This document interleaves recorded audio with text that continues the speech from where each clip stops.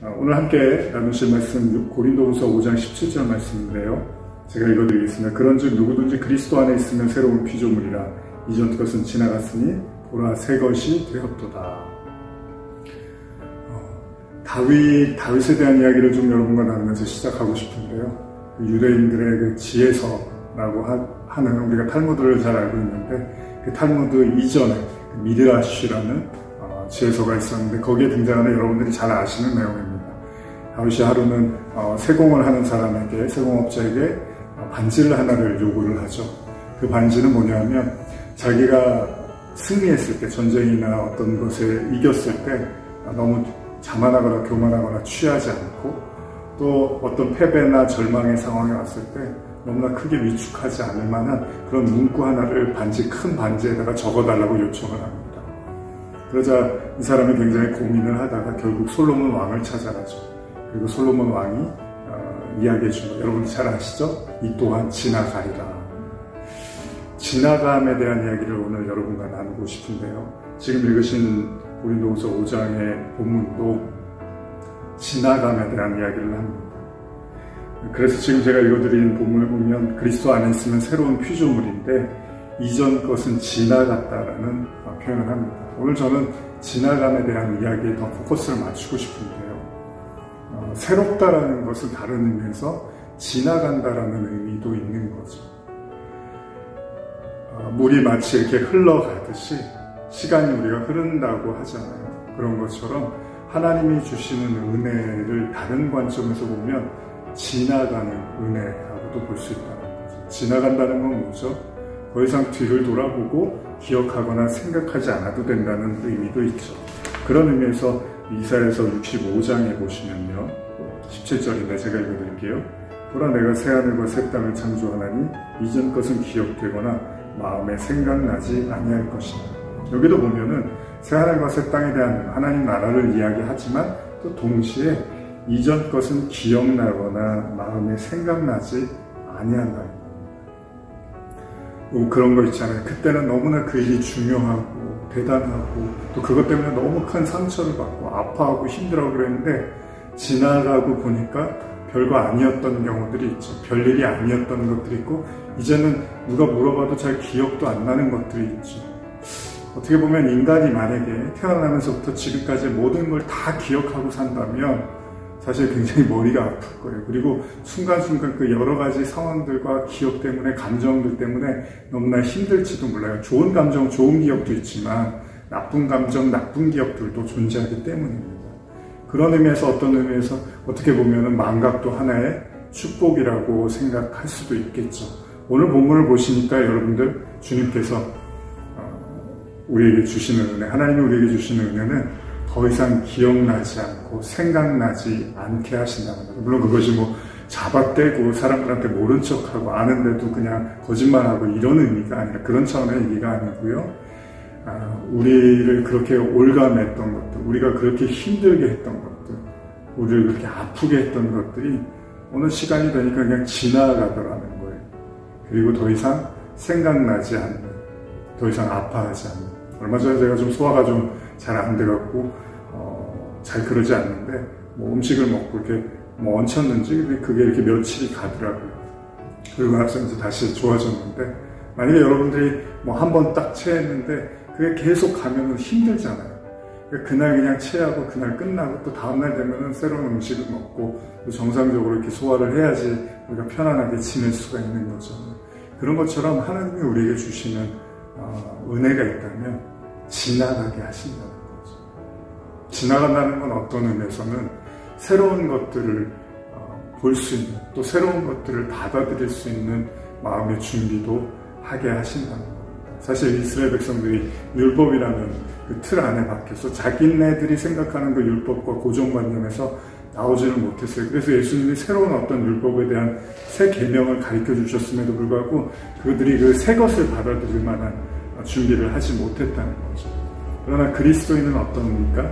그리스도인들은 아무리 내가 그걸 오랫동안 고수하고 그게 전통이라고 여기고 그게 맞다고 생각했고 그거 아니면 안 될 거라고 생각했다 하더라도 하나님이 새로운 은혜와 새로운 말씀을 주셨을 때 그걸 그냥 지나가게 하고 받아들이는 거죠. 새로운 것들, 하나님의 말씀, 하나님의 은혜를 받아들이는 거죠. 우리가 여호와를 우리 목자로 삼는다는 건 그런 거 아니겠습니까? 목자라는 거 여행 가보신 분들은 아시겠지만 가이드가 이렇게 여기저기 데리고 다니잖아요. 우리는 잘 몰라요. 외국 같은 데 가면 여기가 어디고 어디로 지금 데려가는 건지 이런 걸 잘 모르지만 사실은 그 가이드의 목적은 더 좋은 것, 더 새로운 것, 가보지 않았던 것들을 보여줌으로써 우리에게 더 즐거움과 기쁨을 주려고 하는 거죠. 그러고 해서 우리가 어떻게 해야 되죠? 그걸 받아들일 마음의 준비가 되어 있는 거예요. 내가 아무리 내가 생각하는 거, 내가 이렇게 내 삶의 어떤 스타일이나 이런 것들을 조금씩 내려놓고 그 나를 인도해주는 사람의 어떤 그 이끌음을 받아들이는 거죠. 그리고 그가 나를 이끌어가는 것이 결국 좋은, 더 이렇게 즐겁고 행복하고 유익한 곳으로 나를 끌고 갈 것이라는 것을 믿는 거죠. 그러기 위해서 우리에게 필요한 것은 어쩌면은 하나님이 우리에게 말씀하시고 이끄시는 그 모든 것들이 바로 푸른 초장, 쉴만한 물가라는 하나님 나라라는 확신을 가진다면 우리가 지나가는 것들에 대해서 너무나 연연할 필요가 없을지도 모릅니다. 잘 아는 여러분 말씀이지만 소돔과 고모라에서 롯의 아내가 하나님께서 소돔과 고모라를 나오라고 이렇게 천사들을 통해서 말씀하시잖아요. 나오라는 것은 뭐죠? 이제 너가 살던 집, 그리고 너의 마을, 지역, 너의 익숙한 모든 환경을 내려놓으라는 것, 포기하라는 것으로 들릴 수도 있겠지만 이제 난 망했구나 라고 생각할 수도 있지만 바꿔 말하면 이제 그것이 아닌 다른 곳으로 이끌어준 더 좋은 하나님의 이끄심과 인도하심을 받으라는 얘기겠죠. 그래서 아브라함이 본토 친척 아비집을 떠나서 하나님이 지시하신 땅으로 가는 거죠. 그러기 위해서 우리가 필요한 믿음은 지나가는 것들은 지나가는 대로 내버려 둘 필요가 있다는 겁니다. 그것을 통해서 우리는 새로운 하나님의 이끄심을 받는 거죠. 지금은 무척 힘든 상황임에 틀림없습니다. 많은 사람들에게 무척 어렵고 힘든 상황임에 틀림없습니다. 그럼에도 불구하고 성도는 이 속에서 하나님의 이것들을 지나가고 이 시간들을 지나가게 하심으로써 또다시 우리를 어디론가 이끌어 가실 그 목자 되신 하나님에 대한 기대를 해야 한다는 것입니다. 마지막으로 요한계시록의 이 표현들이 한 번 더 나오는데 이걸 읽어드리면서 이제 마무리하고 싶은데요. 요한계시록 21장 4절인데요. 모든 눈물을 그 눈에서 닦아주시니 다시는 사망이 없고 애통하는 것이나 곡하는 것이나 아픈 것이 다시 있지 아니하리니 처음 것들이 다 지나갔습니다. 여러분, 즐거운 시간도 지나가지만 괴로운 시간도 지나갑니다. 기쁨도 잠시, 슬픔도 잠시. 어쩌면 그 기쁨과 슬픔을 지배하는 것은 지나감이 아닐까라는 생각을 해봅니다. 그런데 성도는 영원을 사는 사람들입니다. 영원을 사는 사람들에게는 어떤 목적이나 어떤 짐이 있어서는 안 되겠죠.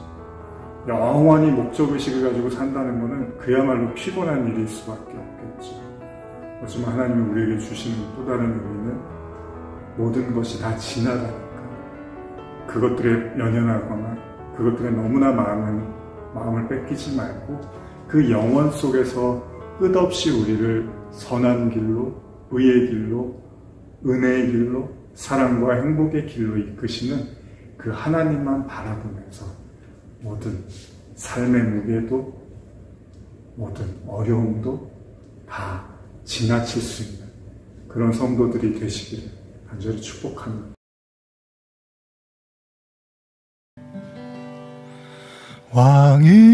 왕이신 나의 하나님, 내가 주를 높이고 영원히 주의 이름을 송축하리이다.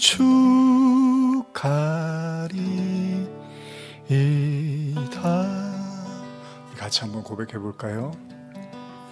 왕이신 나의 하나님,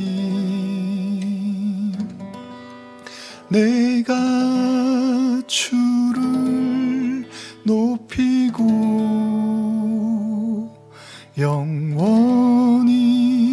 주의